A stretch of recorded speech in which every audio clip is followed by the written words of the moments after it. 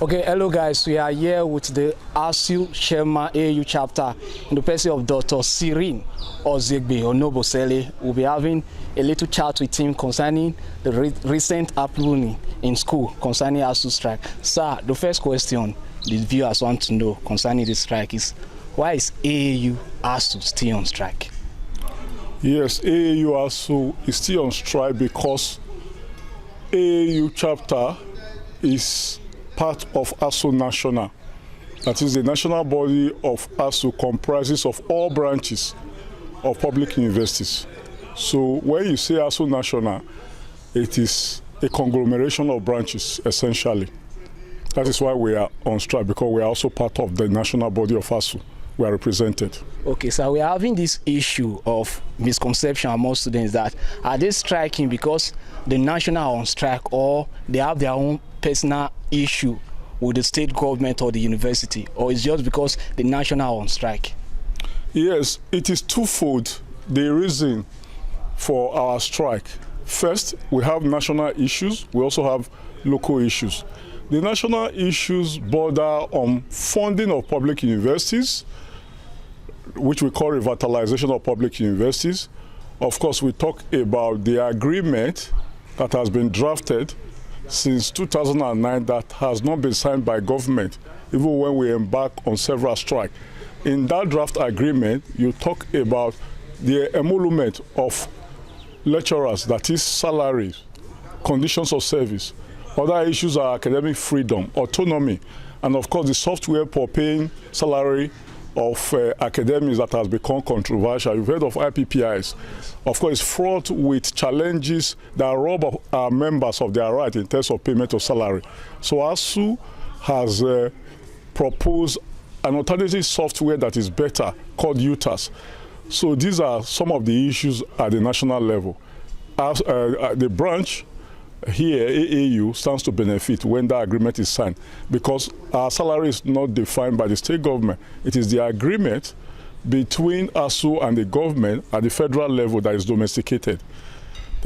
From what you have said, sorry for cutting you off. From what you have said, you are saying Asuu AU chapter will benefit from but I believe it's the state government here in Edo State that's paying Asuu here in Abu Salim University. So how do Asuu AU chapter attempt to benefit from the national strike?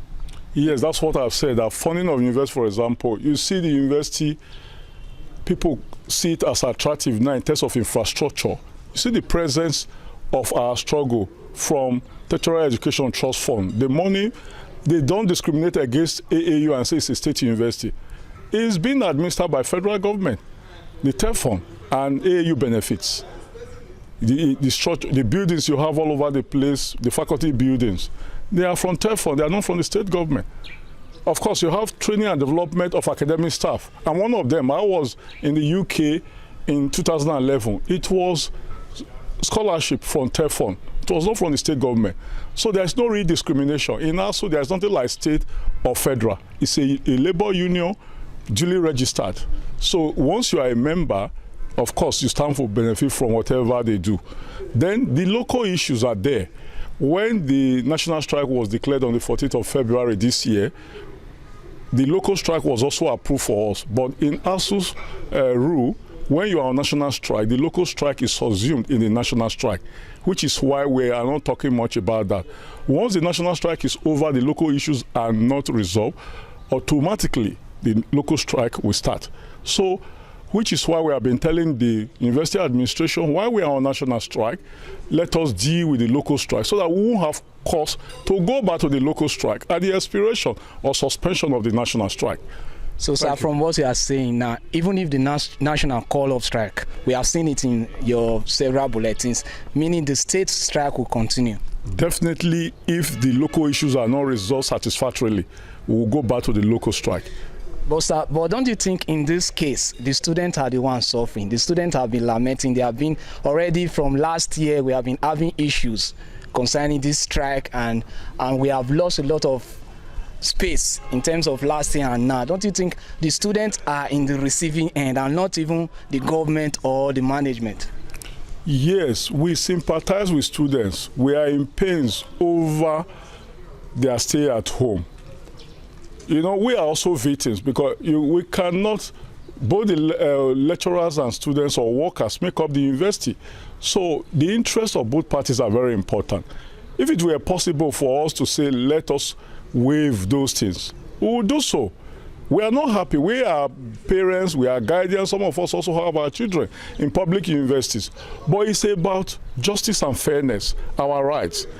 If we are not well treated as lecturers, the student will not also get the best from us. For example, we are talking about the salaries not being paid for 17 months since September 2020.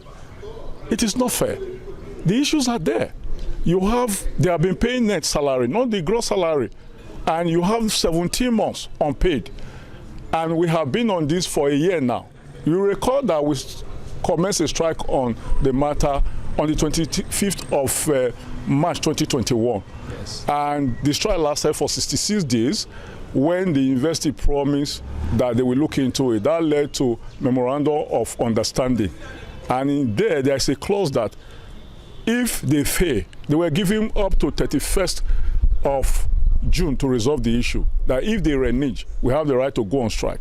Even when they could not fulfill their promises, as stated in that agreement, we did not go on strike immediately. We allowed students to write exam, to conclude a session, or a semester rather.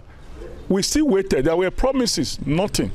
So we are adversely affected by denial of our rights in terms of payment of salary. Even what we have in the savings scheme, we are being denied. We are talking about 17 months. We are very patient. So it affects us. It's just like if you say because of the students solely, we should go back to work. Can you drive a car without energy or fuel? It doesn't work. So if we are hungry, if we cannot go to school, we don't have the means, we are sick, will there be effective learning in the university?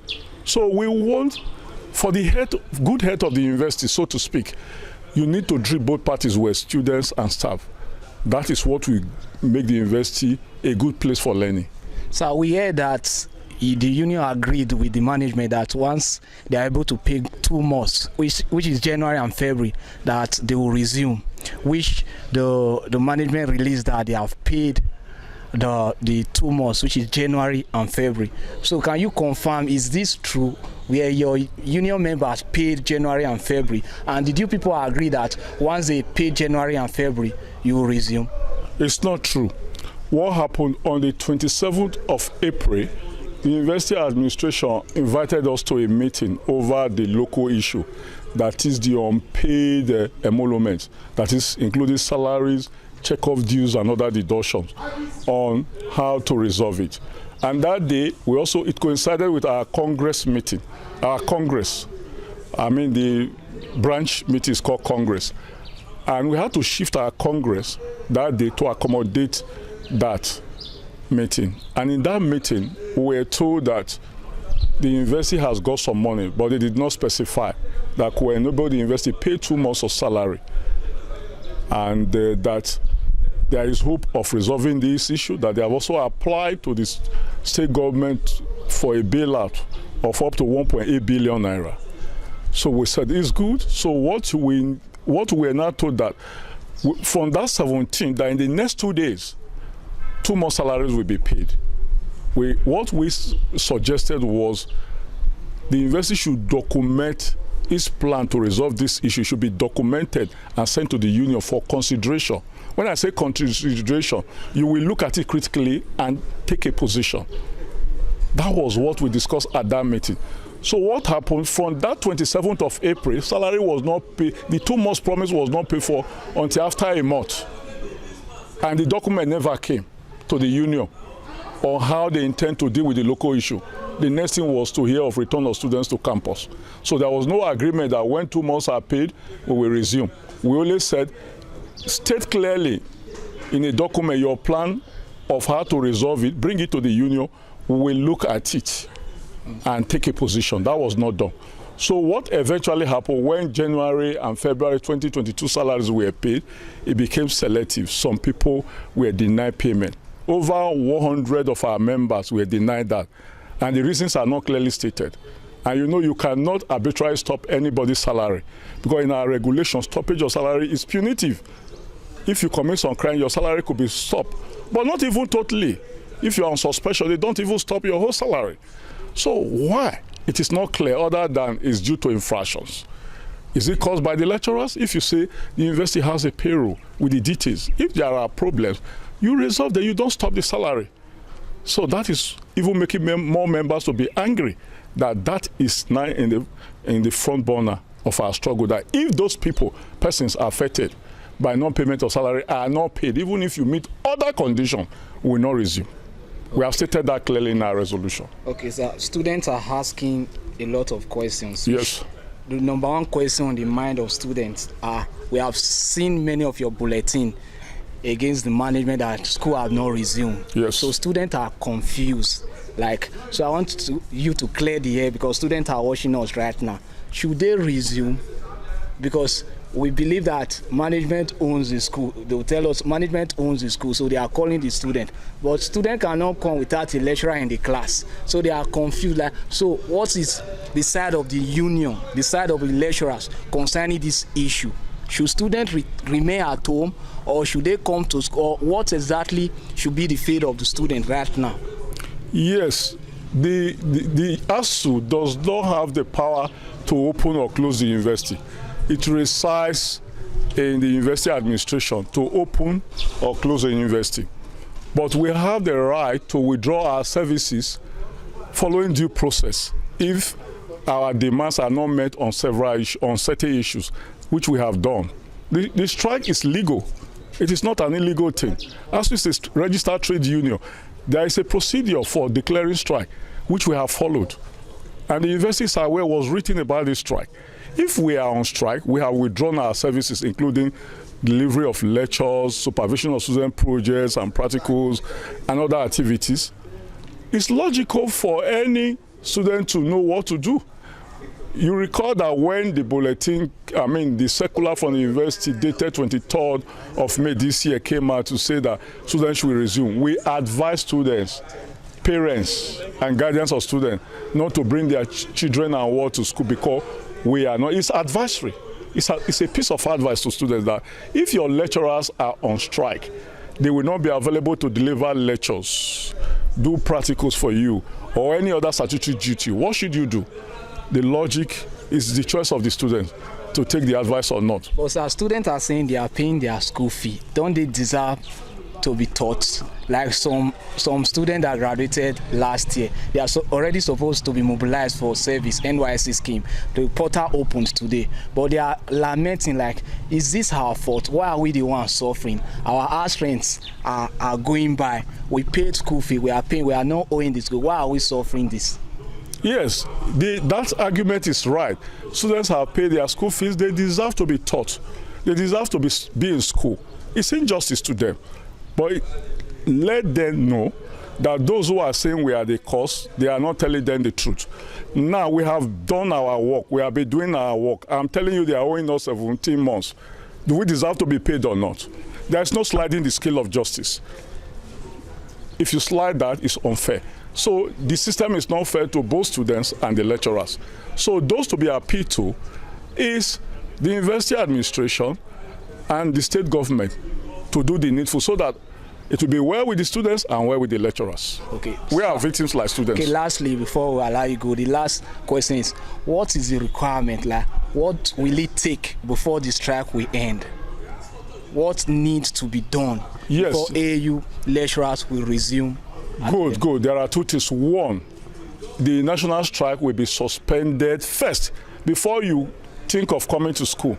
When you hear from ASU that the national strike has been suspended, that's one, by ASU, not any other person.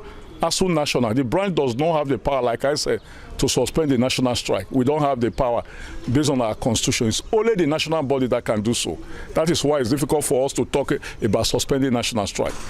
That is one. Then two, concerning the local issues, you will hear that we have also said that the university has resolved the local issues satisfactorily, that we will not continue with the local strike. And of course, the local issues we have already said is about payment of outstanding emolument, that is salaries, check-off dues, and other deductions, amounting to 17 months now they have not done. Then, secondly, those who have been denied their January and February salaries will be paid, all of them will be paid before we can talk about suspending the strike. So if I... before you come in there, I just want to, though it's not a question you have asked me, so that students will not be confused. We know somebody, a professor of law, has arrogated the position of PRO of the university to himself. He was once our member. He opted out because of anti-union activities. Professor Sunday Edeko. We watch him talk. I would not have commented because whenever he speaks, he talks about ASU. And people think that he's a member. He's not a member of ASU. He cannot speak on behalf of the union. But what is also surprising, he gathers students now to say that he will teach them GST and ENT, entrepreneurial studies. Quote me, that guy, those courses are not allocated to him. He is doing what is illegal. In the university system, if a course is not allocated to you, you don't teach it.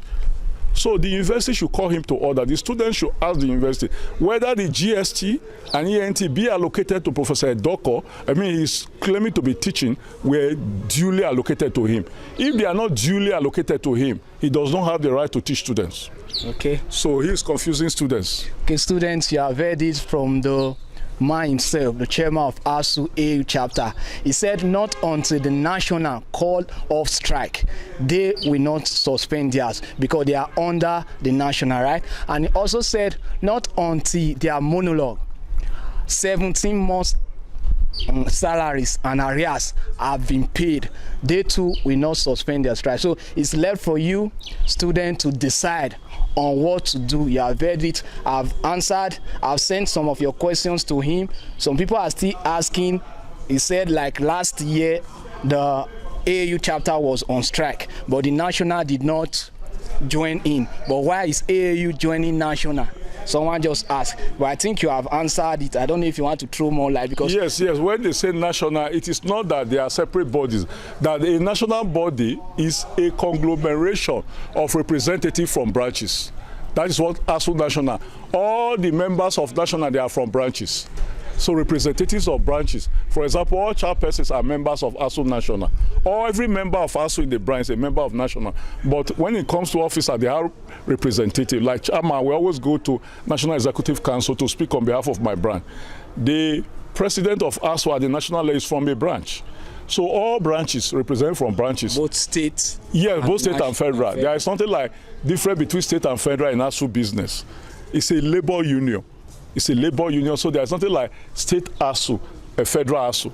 It's one body. We are, that's why you say chapter. It's a chapter, a branch. On that. Oh, national. yes. Okay, guys, you have heard it. You have answered some of the questions that you have asked. So the boss is left in your court to decide if to resume or not. You have heard from him. So we'll be ending our live interview with him here. Don't forget to follow us on our social media handles at Facebook at AAU Online News, Instagram at AAU Online News, and subscribe to our YouTube channel for more interviews. Thank you very much, sir, for your time with us. We appreciate it. Thank you very much. Thank you, sir.